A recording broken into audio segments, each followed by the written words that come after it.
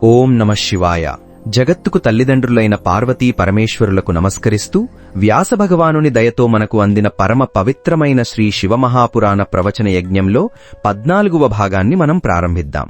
మునులందరూ ఎంతో శ్రద్ధగా వింటుండగా సూతుడు ఆ దక్షయజ్ఞం ఘట్టాన్ని ఇలా చెప్పడం మొదలుపెట్టాడు. మునులారా, ఆ భయంకరమైన ఉత్పాతాలను చూసి ప్రాణభయంతో వణికిపోయిన ఆ దక్షుడు తనను కాపాడే శ్రీహరిని ఆశ్రయించి, ఓ దేవదేవా, దీనబంధు, కృపానిధి, నువ్వు నన్ను నా ఈ యజ్ఞాన్ని రక్షించాలి. ఈ యజ్ఞమనేది నీ స్వరూపమే కదా, మరి సర్వవ్యాపకుడవైన నువ్వు నన్ను కాపాడకపోతే మరెవరు నన్ను రక్షించగలరు అని ఆ విష్ణువు పాదాలు పట్టుకుని పరిపరి విధాలుగా ప్రార్థించాడు. అప్పుడా విష్ణుమూర్తి దక్షుణ్ణి పైకి లేపి మనసులో తన స్వామి అయిన ఆ శివుడిని స్మరించి దక్షునితో ఇలా అన్నాడు: దక్ష, నువ్వు నేను చెప్పేది విను. అసలైన తత్వం తెలుసుకోకుండా నువ్వు ఆ సకల జగదీశ్వరుడైన పరమశివుడిని ఘోరంగా అవమానించావు. ఆ శివుడిని తిరస్కరించి ఏ పని చేసినా సరే అది ఎప్పటికీ పూర్తి కాదు. ఎక్కడైతే పూజించవలసిన వారు పూజించబడరో మరియు ఎక్కడైతే పూజించకూడని వారు పూజించబడతారో అక్కడ దరిద్రం, మరణం, భయం మరియు సంహారం ఖచ్చితంగా సంభవిస్తాయి. ఇప్పుడు ఆ శివుని కోపం వల్ల మనకు మహాభయం వచ్చిపడింది. మేమందరం ఎంతటి సమర్థులమైనా సరే దీన్ని నివారించలేము. ఇదంతా కేవలం నువ్వు చేసిన దుర్మార్గం వల్లే కలిగింది అని విష్ణువన్నాడు. ఆ విష్ణుమూర్తి మాటలకు దక్షుడు ముఖం పాలిపోయి ఎంతో చింతతో అక్కడే కుప్పకూలిపోయాడు. సరిగ్గా అదే సమయానికి వీరభద్రుడు తన భయంకరమైన శివగణాలతో ఆ యజ్ఞశాలను సమీపించాడు. ఆ రుద్రగణాలు సింహంలాగా గర్జిస్తూ ముందుకు వస్తుంటే ఈ ముల్లోకాలు భయంతో కంపించిపోయాయి. ఆకాశమంతా దట్టమైన చీకట్లు కమ్మేశాయి. సముద్రాలన్నీ అల్లకల్లోలంగా మారిపోయాయి. ఆ భయంకరమైన సైన్యాన్ని చూసిన దక్షుడు తన భార్యతో సహా వెళ్లి మళ్లీ ఆ విష్ణుమూర్తి కాళ్లమీద ఒక కర్రలాగా పడిపోయి ఎలాగైనా తనను రక్షించమని ప్రాధేయపడగా అప్పుడు ఆ విష్ణువు దక్షుడికి అసలైన శివతత్వాన్ని ఇలా బోధించాడు: ఓ దక్ష, ముందు నీ క్రూరమైన బుద్ధిని వదిలిపెట్టు. పూర్వం నైమిషారణ్యంలో జరిగిన విషయం నీకు గుర్తులేదా? ఆ రుద్రుని కోపాగ్ని నుండి నిన్ను రక్షించగలవాడు ఇక్కడ ఎవరూ లేరు. ఓ దుర్మతి, ఏం చెయ్యాలో ఏం చెయ్యకూడదో తెలియని ఒక పరమ అవివేకివి నువ్వు. కర్మను చేసినంత మాత్రాన అన్ని వేళలా కర్మఫలం దక్కదు. ఏ పని చేస్తే మనిషి ఉన్నత స్థాయికి ఎదుగుతాడో అదే వాడికి కర్తవ్యమవుతుంది. అటువంటి కర్మఫలాన్నిచ్చేవాడు ఆ ఈశ్వరుడొక్కడే. ఆ ఈశ్వరుని పూజను వదిలేసి కేవలం జ్ఞానాన్ని నమ్ముకున్నవాళ్లుగాని లేదా జ్ఞానాన్ని వదిలేసి కేవలం కర్మలను నమ్ముకున్నవాళ్లుగాని ఎప్పటికీ ఉత్తమగతిని పొందలేరు. నీ అవివేకానికి ఫలితంగానే ఇప్పుడు ఈ ముప్పు సంభవించింది. ఆ రుద్రుడి కోపాగ్ని నుండి పుట్టిన ఈ వీరభద్రుడు ఒక అకాల రుద్రుడై ఈ యజ్ఞాన్ని మనందరినీ లయం చేయడానికే వస్తున్నాడు. అతనికి ఈ ముల్లోకాలలో అసాధ్యమనేది ఏమీ లేదు. మనలనందరినీ కాల్చి చంపిన తర్వాతే వాడు శాంతిస్తాడు. ఆ దధీచి మహర్షి చేసిన శపథాన్ని మరిచిపోయి నేనిక్కడ ఉన్నందువల్ల నీతో పాటు నాకు కూడా ఈ దుఃఖం తప్పేలా లేదు. దక్ష, ఆ వీరభద్రుడిని ఆపగలిగే శక్తి నాకు ఏమాత్రం లేదు. నేను కూడా శివద్రోహం చేశాను. ఒక శివద్రోహికి ఏ కాలంలోనూ సుఖం ఉండదు. నా చేతిలో ఉన్న ఈ సుదర్శన చక్రం కూడా ఈ వీరభద్రుడిని ఏమీ చెయ్యలేదు. ఎందుకంటే ఇది ఆ శివుడిచ్చిన చక్రమే కదా. ఇది శివభక్తుల జోలికి అసలు వెళ్లదు. నిజానికి ఈపాటికే ఈ చక్రం మనల్ని సంహరించకుండా వదిలేయడాన్ని ఒక గొప్ప దయగా మనం భావించాలి. ఇక మీదట ఈ చక్రం నా దగ్గర కూడా ఉండదు. మనమిప్పుడు ఆ వీరభద్రుడిని ఎంత గొప్పగా పూజించినా సరే వాడు మనల్ని ఎట్టి పరిస్థితుల్లోనూ రక్షించడు. వాడి చేతిలో మనకు ఘోరమైన అవమానం తప్పదు. ఒక అకాల ప్రళయం మన మీదకు వచ్చిపడింది. మనమందరం వినాశనానికి ఎంతో దగ్గరలో ఉన్నాము. ముల్లోకాలలోనూ మనకు శరణు ఇచ్చేవాడు ఎవరూ లేరు. ఒక శివద్రోహికి రక్షణ ఇచ్చేవాడు ఎవరూ ఉండరు. ఆ దధీచి మహర్షి మరియు సతీదేవి శపించిన వెంటనే నేనిక్కడి నుండి వెళ్లిపోదామని అనుకున్నాను. కాని నీలాంటి వాడితో చెడ్డ సహవాసం చేయడం వల్ల నేను వెళ్లలేకపోయాను. పూర్వం ఆ కాలభైరవుడు కాశీలో బ్రహ్మదేవుని 5వ తలకాయను తన గోటితో గిల్లేశాడు. ఇక ఇప్పుడు ఏం చేస్తాడో అని విష్ణుమూర్తి ఎంతో బాధతో చెప్పాడు. ఇంతలోనే ఆ వీరభద్రుడు తన భయంకరమైన సైన్యంతో అక్కడికి చేరుకున్నాడు. ఆ శ్రీహరి చెప్పిన మంచి మాటలను గుండెల్లో ధైర్యం లేక చెబుతున్న మాటలుగా భావించిన ఆ దేవేంద్రుడు విష్ణువును ఎగతాళి చేస్తూ తన చేతిలో వజ్రాయుధాన్ని పట్టుకొని సకల దేవతలతో కలిసి ఆ వీరభద్రుడితో యుద్ధం చెయ్యడానికి సిద్ధమయ్యాడు. ఇంద్రుడు ఐరావతాన్ని, అగ్ని మేకను, యముడు దున్నపోతును, నిరుతి దయ్యాన్ని, వరుణుడు మొసలిని, వాయువు లేడిని, కుబేరుడు పుష్పక విమానాన్ని ఎక్కి తమ తమ భయంకరమైన ఆయుధాలను పట్టుకుని యుద్ధరంగానికి వచ్చారు. వాళ్లతో పాటు అష్టదిక్పాలకుల సైన్యమంతా ఎంతో పరాక్రమంతో ఆ నాయకుల వెనక మోహరించింది. ఒక్కసారిగా శంఖాలు భేరీలు గట్టిగా మ్రోగుతుండగా దేవతలకు మరియు రుద్రగణాలకు మధ్య ఎంతో భయంకరమైన పోరు మొదలైంది. ఆ శివుని మాయలో పడిపోయిన దేవతలందరూ ఆ రుద్రగణాలను ఎంతో ఉత్సాహంగా దారుణంగా హింసించడం మొదలుపెట్టారు. బల్లెలతో, బాణాలతో, కత్తులతో, గొడ్డళ్లతో, ఇనుప రోకళ్లతో మరియు ఎన్నో రకాల మారణ ఆయుధాలతో వాళ్ల చేతులు నరికి, తలల మీద గట్టిగా కొట్టి, పొట్టల్లో దారుణంగా పొడిచి, మెడలు నులిమి, కాళ్లు విరగ్గొట్టి, కళ్ళు పీటేసి, పేగులు తెంచి, రక్తాన్ని ఏరులై పారించి ఆ శివగణాలను వెనక్కి పారిపోయేలా చేశారు. దేవతలకు దక్కిన ఈ మొదటి విజయానికి కారణం ఆ భృగు మహర్షి చదివిన మంత్రబలమే. ఆయన యజ్ఞదీక్షలో ఉన్న దక్షుణ్ణి సంతోషపెట్టడం కోసం ఉచ్చాటన మంత్రాలు చదివాడు. తన శివగణాలు అలా వెనక్కి పారిపోతున్న చూసిన ఆ వీరభద్రుడు ఒక తోకచుక్కలాగా తన చేతిని గట్టిగా ఊపుతూ తన మహాత్రిశూలాన్ని పట్టుకుని ఒక పశువుల కాపరి మందను వెనక్కి మళ్లించినట్లుగా పారిపోతున్న వాళ్లందరినీ మళ్లీ వెనక్కి తిరిగేలా చేశాడు. అప్పుడు ఆ గణాలు ఆ దేవతలను తమ కత్తులతో దారుణంగా నరికి, ఇనుప రోకళ్లతో పొడిచి, గొడ్డళ్లతో వేటాడి, రంపాలతో కోసి, గుదియలతో గట్టిగా కొట్టి, బల్లలతో గుచ్చి, శూలాలతో కింద పడేసి, త్రిశూలాలతో పేగుల్లాగి మహాభీభత్సంగా సంహరించడం మొదలుపెట్టారు. ఆ దెబ్బకు తట్టుకోలేక ఆ దేవతలందరూ ఎవరికి వారే భయంతో తమ ప్రాణాలు అరచేతిలో పెట్టుకుని ఆయాసపడుతూ స్వర్గానికి పారిపోయారు. ఆ యుద్ధరంగంలో దేవతల సైన్యమంతా పారిపోగా కేవలం ఆ దిక్పాలకులు మాత్రమే నిలబడ్డారు. వాళ్లు మాట్లాడుకొని ఎంతో తెలివైన వాడైన వాళ్ల గురువు బృహస్పతి దగ్గరకు వెళ్లి ఈ ప్రాణగండం నుండి బయటపడే ఉపాయం చెప్పమని బ్రతిమాలారు. అప్పుడు దేవగురువు వాళ్ల మీద జాలిపడి మనసులో ఆ శివుడిని స్మరించి ఆ ఇంద్రుడితో ఇలా అన్నాడు: ఓ దేవేంద్ర, నేను చెప్పేది శ్రద్ధగా విను. మీరు చేసే కర్మలన్నింటికీ ఖచ్చితమైన ఫలాన్నిచ్చే ఆ ఈశ్వరుడు ఒకడున్నాడు. ఆయన ఎప్పుడూ కర్మ చేసిన వాడిని బట్టే ఆ కర్మ ఫలాన్ని ఇస్తాడు. కాని కర్మ లేకుండా ఫలాన్ని ఎప్పటికీ ఇవ్వడు. ఈ కర్మ అనేది ఎవరికీ అర్థం కాని ఒక గొప్ప రహస్యం. ఈ మంత్రాలు, మందులు, యజ్ఞయాగాదులు, కర్మలు, మీమాంస లాంటి ఇతర శాస్త్రాలు, వేదాలు, తంత్రాలు, జపాలు మరియు ధ్యానాలు ఏవీ కూడా ఆ ఈశ్వరుడిని మన ముందు ప్రత్యక్షం చెయ్యలేవు అని గొప్ప గొప్ప ఋషులు ఎప్పుడో చెప్పారు. మీరు వేదాలను 10,000 సార్లు చదివినా సరే ఏ ప్రాణికి ఆ ఈశ్వర దర్శనం ఎప్పటికీ లభించదు. స్వామి, నువ్వే తప్ప నాకు మరొక గతి లేదు అని ఎవరైతే పూర్తిగా శరణు కోరుకుంటారో అటువంటి భక్తులకు మాత్రమే ఆయన తన దర్శనాన్ని ఇస్తాడు. ఇది వేదం చెప్పిన అసలైన సత్యం. ఆ సదాశివుని దయ వల్ల మాత్రమే మనకు ఎంతో ప్రశాంతమైన, ఉత్తమమైన మరియు ఎలాంటి వికారాలు లేని ఒక గొప్ప దృష్టి లభిస్తుంది. ఆ దృష్టితో మాత్రమే మనం ఆయనను అర్థం చేసుకోగలము. ఇంద్ర, నువ్వు దక్షుని మాయలో పడిపోయి అజ్ఞానంతో లోకపాలకులందరినీ తీసుకుని ఈ యజ్ఞానికి వచ్చావు. ఇక్కడ నువ్వు ఏం పరాక్రమం చూపిస్తావు? ఆ రుద్రగణాలు ఈ యజ్ఞాన్ని సంహరించడానికే వచ్చారు. ఆ పని పూర్తి చేసుకునే వెళతారు. ఈ వినాశనాన్ని తప్పించే ఉపాయం ఏదీ లేదు. ఇది ముమ్మాటికి సత్యం అని బృహస్పతి చెప్పాడు. అప్పుడు ఆ దిక్పాలకులు ఇక ఏం చెయ్యాలో పాలుగాక ఎంతో దిగులుగా నిలబడ్డారు. సరిగ్గా అదే సమయానికి వీరభద్రుడు మనసులో శివుడిని తలచుకొని ఆ దిక్పాలకులతో ఎంతో వెటకారంగా ఇలా అన్నాడు: ఓ దిక్పాలకులారా, ఇక్కడికి ఏం తిందామని వచ్చారు? ఈ యజ్ఞ భాగాలా? అయితే నా దగ్గరకు రండి. మీ భాగాలను నేను సమానంగా పంచుతాను. ఓ శుక్ర, ఓ అగ్ని, ఓ సూర్య, ఓ చంద్ర, ఓ కుబేర, ఓ వరుణ, ఓ వాయువు, ఓ నిరుతి, ఓ యమ, ఓ శేష, ఓ దేవతలారా, ఓ రాక్షసులారా, ఓ విద్వాంసులారా, మీరంతా ఇలా రండి. మీకు కడుపు నిండేలా నేను హవిర్భాగాలనిస్తాను. మీరు దుర్మార్గులలో ఎంతో ముందుండేవాళ్లు ఆ రుద్రుడు లేని ఈ యజ్ఞానికి వచ్చి ప్రాణాలతో భద్రంగా తిరిగి వెళ్లదామనుకున్నారా? రండిరా, మీ పని చెబుతాను. పచ్చి క్షుద్రులారా అని ఎంతో వెటకారంగా మాట్లాడుతూ ఆ వీరభద్రుడు ఆ ఇంద్రుడితో సహా అందరినీ తీవ్రంగా గాయపరిచాడు. వాళ్లందరూ భయంతో పారిపోగా ఆ వీరభద్రుడు యజ్ఞశాల దగ్గరకు వచ్చాడు. అక్కడున్న ఋషులందరూ వాణ్ణి చూసి ప్రాణభయంతో ఆ విష్ణువు దగ్గరకు వెళ్లి తమను రక్షించమని వేడుకున్నారు. ఆ ఋషుల ప్రార్థనలు విన్న ఆ శ్రీహరి ఈ సృష్టిని కాపాడాలనే ఉద్దేశ్యంతో తన 4 చేతులతో ఆయుధాలు పట్టుకుని యుద్ధానికి నిలబడ్డాడు.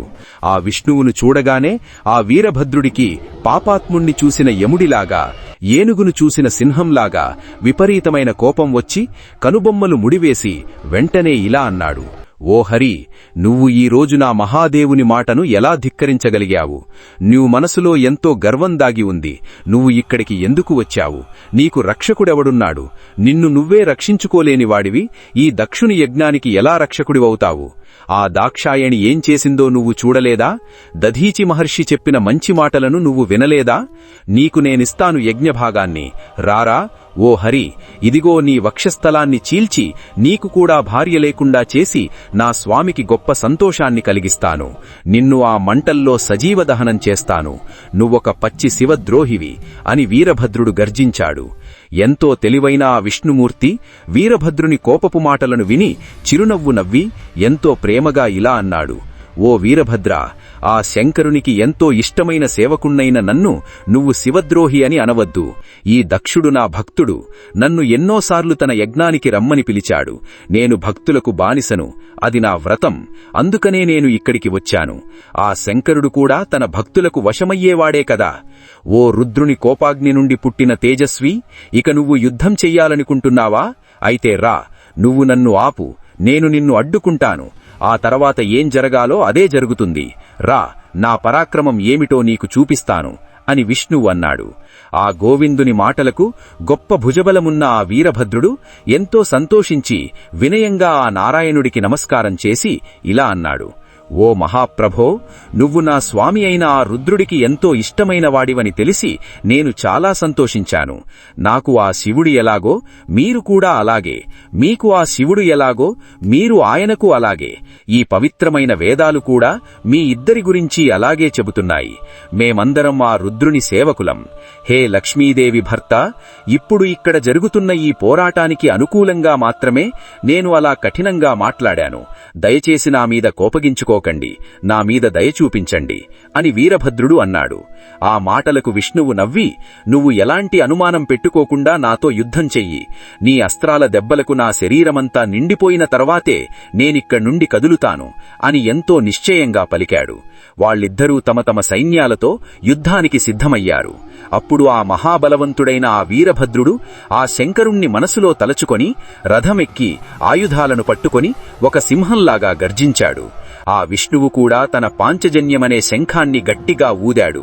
ఆ శంఖం శబ్దం వినగానే ఇంతకు ముందు పారిపోయిన దేవతలందరూ మళ్లీ అక్కడికి చేరారు. దిక్పాలకులందరూ తమ తమ సైన్యాలతో ఆ వీరభద్రుని మీద యుద్ధానికి తలపడ్డారు. అప్పుడు ఆ రెండు సైన్యాలకు మధ్య ఎంతో భయంకరమైన యుద్ధం జరిగింది.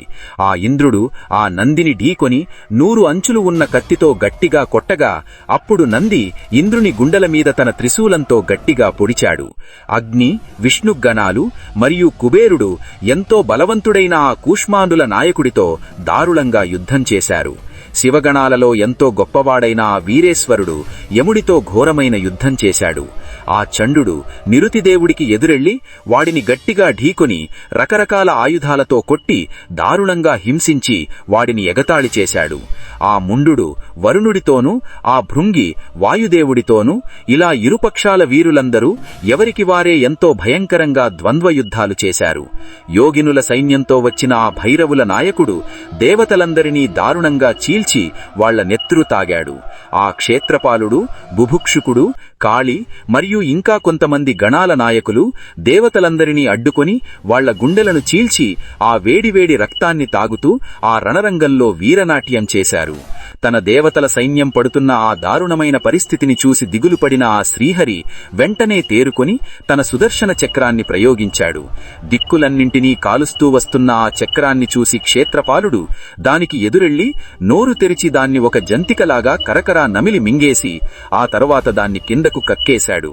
దాంతో ఆ సుదర్శన చక్రం తిరిగి వెళ్లి విష్ణుమూర్తి చేతిలో పడింది. ఆ తర్వాత హరికి మరియు వీరభద్రునికి మధ్య యుద్ధం ఎంతో రోమాంచితంగా సాగింది.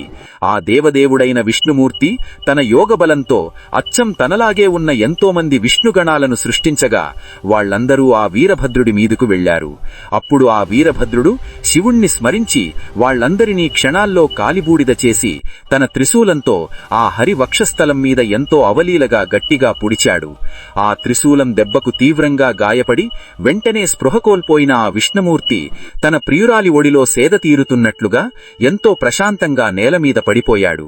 ఆ తర్వాత వెంటనే పైకి లేచి మళ్లీ యుద్ధానికి సిద్ధమై తన సుదర్శన చక్రాన్ని ప్రయోగించడానికి సిద్ధమవుతున్న ఆ శ్రీహరిని చూసి ఆ వీరభద్రుడు ఆ చక్రాన్ని, విష్ణుమూర్తిని ఇద్దరినీ అక్కడికక్కడే కదలకుండా స్తంభింపజేశాడు. ఒక పర్వతంలాగా కదలకుండా నిలబడిపోయిన ఆ విష్ణువు ఆ కట్టు నుండి బయటపడడానికి ఆ భృగు మహర్షిని పిలిపించి ఆయన చదివిన మంత్రశక్తి వల్ల ఆ కట్టు నుండి విడిపించుకున్నాడు. ఆ వీరభద్రుని చేతిలో తాను పొందిన అవమానానికి ఎంతో సిగ్గుపడి విపరీతమైన కోపంతో తన శార్గం అనే విల్లును, బాణాలను చేతిలోకి తీసుకున్నాడు. విష్ణువు ఇంకా ఆ బాణాలను ప్రయోగించకముందే ఆ వీరభద్రుడు తన 3 బాణాలతో గట్టిగా కొట్టగా విష్ణువు చేతిలో ఉన్న ఆ ధనుస్సు 3 ముక్కలై కింద పడిపోయింది. అప్పుడు సరస్వతీదేవి మరియు బ్రహ్మదేవుడు ఆ వీరభద్రుని పరాక్రమాన్ని తట్టుకోవడం ఎవ్వరి వల్ల కాదని హెచ్చరించగా ఆ విష్ణువు వెంటనే అక్కడ్నుండి అదృశ్యమయ్యాడు. విష్ణువు వెనకే మిగిలిన దేవతలందరూ తమ తమ లోకాలకు పారిపోయారు. పితామహుడైన ఆ బ్రహ్మదేవుడు కూడా తన కూతురు చనిపోయిందనే బాధతో సత్యలోకానికి వెళ్లిపోయి ఇక తర్వాత ఏం చెయ్యాలో ఆలోచించడం మొదలుపెట్టాడు. వాళ్ళిద్దరూ ఆ యజ్ఞభూమిని విడిచి వెళ్లగానే మిగిలిన దేవతలను మరియు యజ్ఞమే ప్రాణంగా బతికే మునులను ఆ రుద్రగణాలు దారుణంగా ఓడించాయి. ఆ యజ్ఞపురుషుడు విపరీతమైన భయంతో ఒక జంతురూపంలో ఆకాశం వైపుకు పరుగులెత్తగా ఆ వీరభద్రుడు వాడి తలకాయను నిర్దాక్షిణ్యంగా నరికేశాడు. తన స్వామికి జరిగిన ఆ ఘోరమైన అవమానాన్ని మరియు సతీదేవి తన ప్రాణాలను వదలడాన్ని పదే పదే గుర్తు తెచ్చుకుని మనసులో రగిలిపోతున్న ఆ వీరభద్రుడు విపరీతమైన కోపంతో ఆ ధర్మ, కశ్యప, ప్రజాపతులను మరియు ఎంతోమంది పిల్లలు ఉన్న అరినేమిని, ఆంగిరసుని, కృశాస్వని, దత్తమహర్షిని పట్టుకుని వాళ్ల తలల మీద తన పాదంతో గట్టిగా తన్నాడు. దేవతలందరికీ తల్లిలాంటి ఆ సరస్వతీదేవి ముక్కును తన గోటితో గిల్లాడు.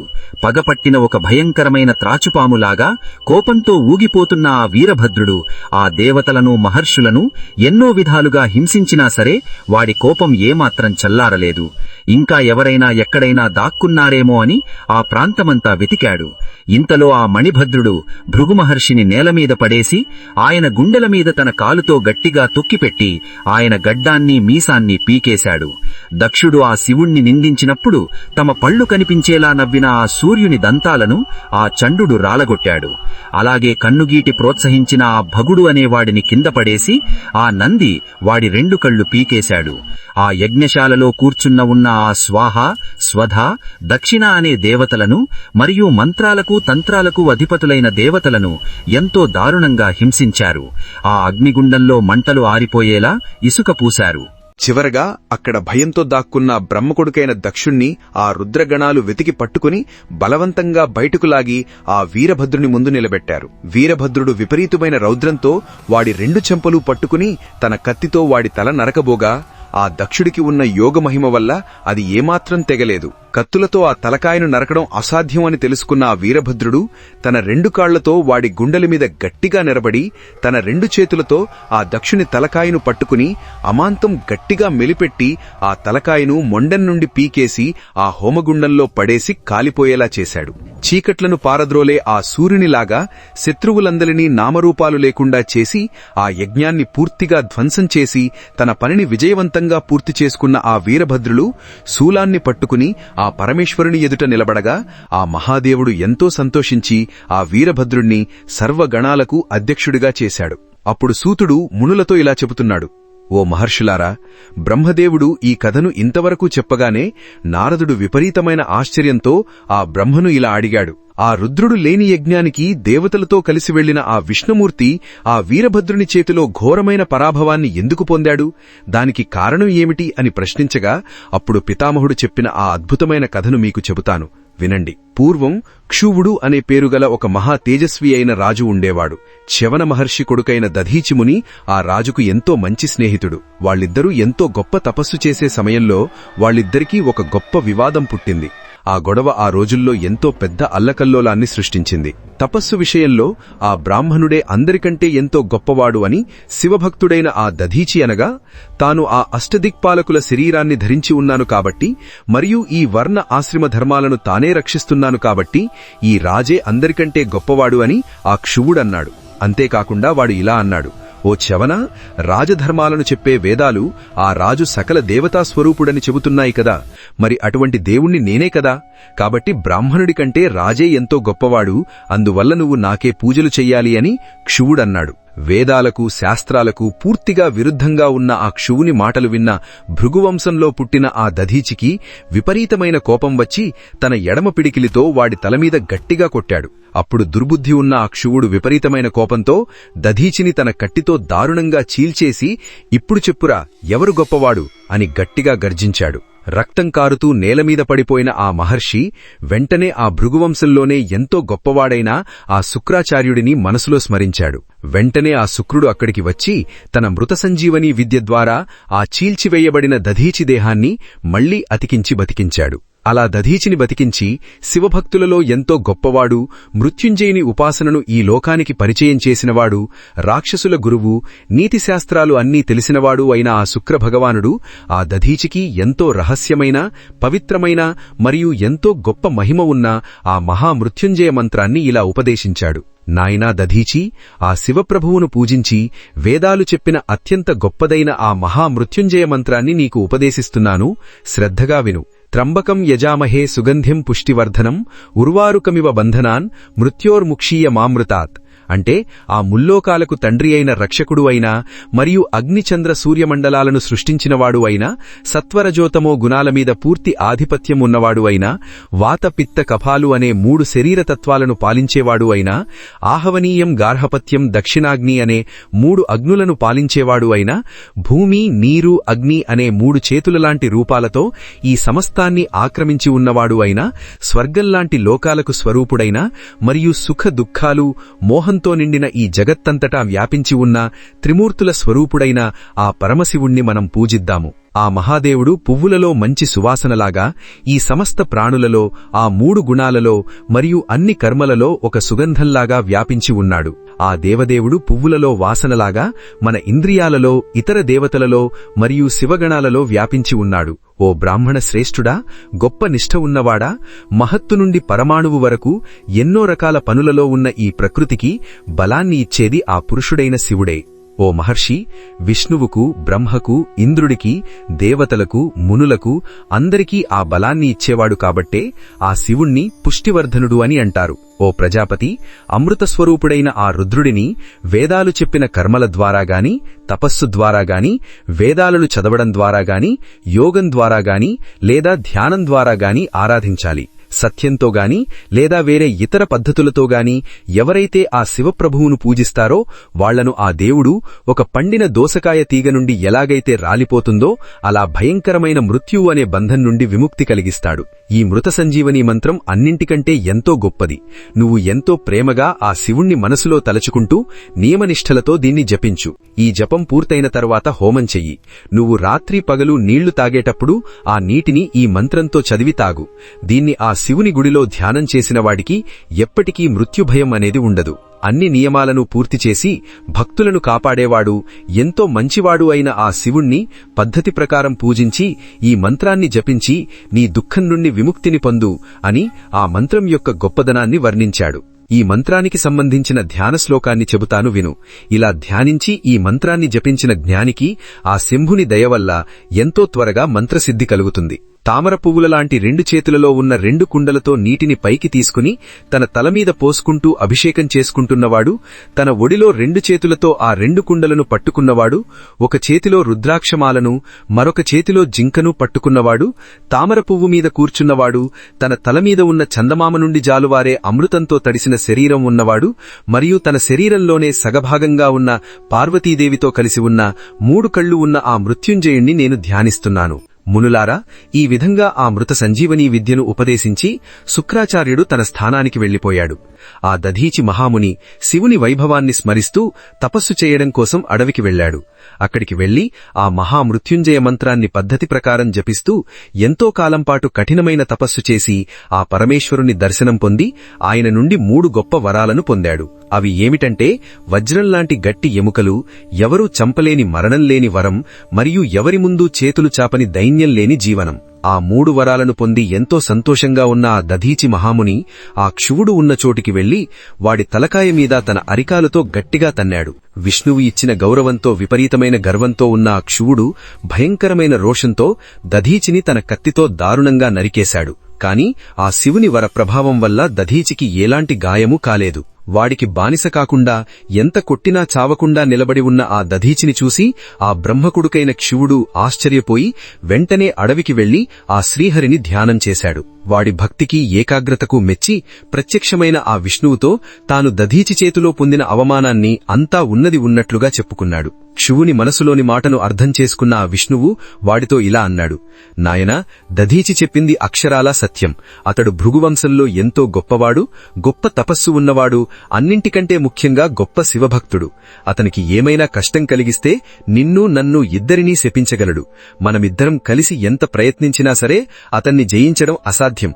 అయినా సరే నువ్వు నా భక్తుడివి కాబట్టి అతని మీద గెలవడానికి నేను ప్రయత్నిస్తాను. కాని ఆ ప్రయత్నం ఎట్టి పరిస్థితుల్లోనూ నెరవేరదు. పైగా ఆయన శాపానికి గురై దక్షయజ్ఞంలో ఆ శివుని వల్ల వినాశనాన్ని పొంది నేను మళ్లీ బ్రతుకుతాను అని గొప్ప మాయలు తెలిసిన ఆ శ్రీహరి ఆ క్షువుని కోరికను నెరవేర్చే పనిలో పడ్డాడు. భక్తులను కాపాడే ఆ శ్రీహరి ఒక బ్రాహ్మణుడి వేషంలో దధీచి ఆశ్రమానికి వెళ్లి అతని చేత అతిథి మర్యాదలు తీసుకుని నేను నీ నుండి ఒక వరం అడుగుతాను, దయచేసి ఇవ్వు అని ప్రాధేయపడ్డాడు. శంకరుని వరం వల్ల సమస్తం తెలిసిన ఆ మహర్షి తన ముందున్నది ఆ శ్రీహరి అని తెలుసుకుని ఇలా అన్నాడు: ఓ భక్తవత్సల, నువ్వు ఆ దుర్బుద్ధి ఉన్న క్షువుని కోరికని తీర్చడానికే ఇక్కడికి వచ్చిన ఆ నారాయణుడివి అని నాకు తెలుసు. నువ్వు భయం వదిలేసి నీ అసలు రూపంలోకి వచ్చి ఆ శంకరుణ్ణి స్మరించి సత్యప్రమాణం చేసి నీకేం కావాలో అడుగు. ఆ శివభక్తుణ్ణైన నేను దేనికీ భయపడను మరియు ఎప్పుడూ అబద్ధం చెప్పను అని దధీచి ప్రతిజ్ఞ చేశాడు. ఆ మాటలకు హరి మనస్సులో ఎంతో సంతోషించి అతన్ని పరీక్షించడం కోసం ఇలా అన్నాడు: ఓ దధీచి, ఆ శివుడిని పూజించే నీకు ఎక్కడా ఏ భయమూ లేదు. నీకు నా నమస్కారం. నేను నిన్ను ఆజ్ఞాపిస్తున్నాను లేదా అభ్యర్థిస్తున్నాను. నువ్వు ఏమైనా అనుకో. నువ్వు ఒక్కసారి ఆ క్షువుని ముందు నిలబడి నేను భయపడుతున్నాను అని ఆ ఒక్కమాట చెప్పు చాలు అని విష్ణువు అన్నాడు. ఆ మహామృత్యుంజయ మంత్రాన్ని సిద్ధించుకున్న ఆ దధీచి మహర్షి ఆ నారాయణుని మాటలకు నవ్వుకుని ఇలా అన్నాడు: ఓ హరి, ఆ శంభుని దయవల్ల నేను ఈ లోకంలో దేనికీ భయపడను అని చెప్పాడు. ఆ మహర్షి మాటలకు కోపం వచ్చిన విష్ణుమూర్తి అతన్ని శిక్షించాలని తన చక్రాన్ని ప్రయోగించాడు.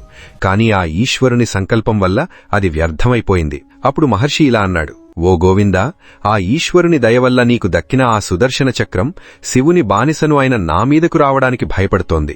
కాబట్టి నన్ను శిక్షించడానికి నువ్వు వేరే ఏమైనా ప్రయత్నం చెయ్యి అని అన్నాడు. మహర్షి మాటలకు మరింత కోపం వచ్చిన ఆ మాధవుడు ఎన్నో భయంకరమైన ఆయుధాలను ఆయన మీదకు ప్రయోగించాడు. అప్పుడు ఇంద్రుడు లాంటి దేవతలందరూ ఆ వాసుదేవుడికి అండగా నిలబడ్డారు. ఆ శివుని మాయలో పడిపోయి తనతో యుద్ధానికి వచ్చిన వాళ్లందర్నీ చూసి ఆ మృత్యుంజయుణ్ణి స్మరించి ఒక గుప్పెడు దర్భలను తీసుకుని మంత్రాలు చదివి వాళ్ల మీదకు ప్రయోగించాడు దధీచి మహర్షి. ఆ ఈశ్వరుని మహిమ వల్ల ఆ దర్భరు కాలాగ్నిలాంటి భయంకరమైన త్రిశూలంలా మారి ఆ దేవతలను దహించడం మొదలుపెట్టాయి. దేవతలు ప్రయోగించిన ఆయుధాలన్నీ ఆ త్రిశూలం ముందు పనికిరాకుండా పోయాయి. దాంతో ఆ దేవతలందరూ అక్కడి నుండి పారిపోయారు. అప్పుడు ఆ నారాయణుడు ఒక్కడే నిలబడి తన దేహం నుండి కోట్లాది దివ్య గణాలను సృష్టించాడు. వాళ్లందరూ ఎన్నో ఆయుధాలతో ఆ దధీచితో దారుణంగా యుద్ధం చేశారు. కాని ఆ దధీచి మహర్షి వాళ్లందర్నీ క్షణాల్లో దహించి ఎవరూ ఓడించలేనివాడిగా నిలబడ్డాడు. అప్పుడు ఎన్నో మాయలు తెలిసిన ఆ మాధవుడు దధీచిని భయపెట్టాలని తన విశ్వరూపాన్ని చూపించాడు. అప్పుడు ఈ విశ్వమంతా ఒక అద్దంలో కనిపించిన ప్రతిబింబంలాగా ఆ దేహంలో కనిపించింది. దాన్ని చూసి జ్ఞాని అయిన ఆ చ్యవన మహర్షి కొడుకు దధీచి ఇలా అన్నాడు: ఓ మాధవ, నీ ఈ విశ్వరూపానికి నేను ఏమాత్రం భయపడను. ఎందుకంటే బాగా ఆలోచిస్తే ఈ విశ్వమంతా ఒక అద్దంలో కనిపించే దృశ్యం మాత్రమే. ఇక ఈ నీ విశ్వరూపం గురించి నేను చెప్పేదేముంది? ప్రతిబింబాలు ఎన్నైనా ఉండవచ్చు, కాని అసలు బింబం మాత్రం ఎప్పుడూ ఒకటే ఉంటుంది.